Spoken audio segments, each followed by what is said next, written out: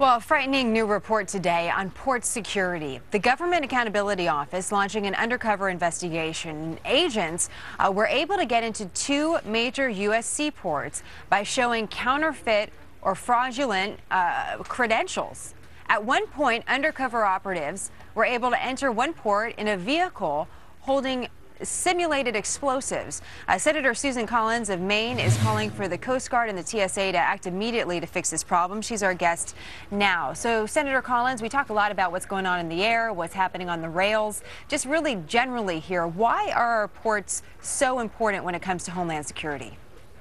Our seaports are so critical to the commerce of our country. Every day we have thousands of huge containers coming into our seaports. Those containers could conceal contraband, a dirty bomb, even a small nuclear device, or even a band of terrorists. They've been used to smuggle people before. So we tried to improve the security of our seaports, and we have succeeded in many respects.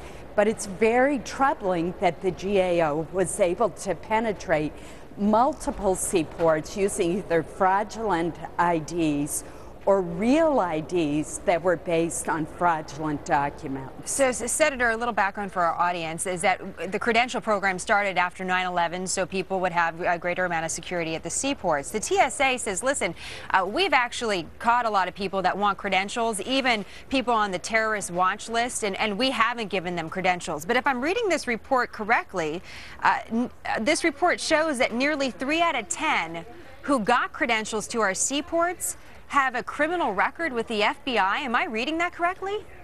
That's right. It's about 27% of those who get this special TWIC card, as it's known, actually have criminal records.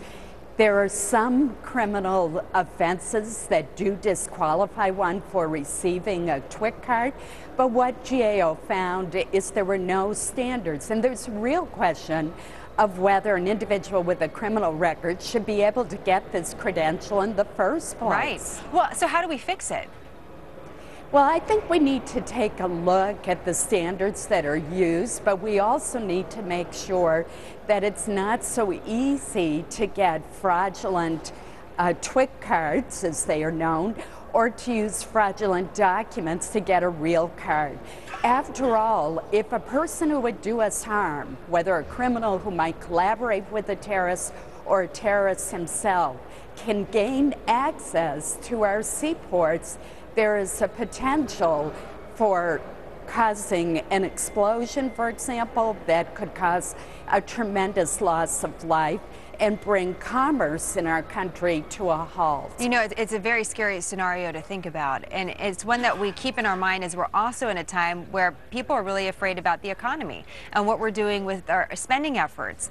And I'm curious your thoughts on that, because as we talk about beefing up security, there usually is a cost involved as well. So are you proposing that we spend more money here? How do we fix this problem without spending more money that simply at times we just don't have? I think this is a problem of more consistent application of the standards, of better oversight, of better scrutiny. I do not think that this is a problem that requires enormous new resources. It requires better management, more common sense application of the rules, and more consistency. And those are reforms that can be taken by the TSA and by the Coast Guard that do not require additional funds. Well, like you point out, if you have a criminal record, maybe you don't get a credential. That could be a pretty simple fix. Senator, exactly. I just have a quick question for you about something else that's happening on Capitol Hill that I know you have some strong feelings about. As I understand it, there's a policy going out there by the administration, or put out there by the administration, a draft policy that would require that anyone that has a contract with the federal government or wants to have a contract with the federal government has to disclose their political contributions. That's what the administration wants, for greater transparency. There's a lot of pushback, though, from Republicans like yourself. Why do you think there's an issue with those disclosures? This is absolutely outrageous. No one who is bidding for a federal contract should have to be concerned that past political contributions are going to be somehow weighed in the process. The basis for awarding federal contracts is supposed to be whether the person or the business is providing the best quality at the best possible price, the best value to the taxpayers. The Obama administration wants to inappropriately insert politics into the system.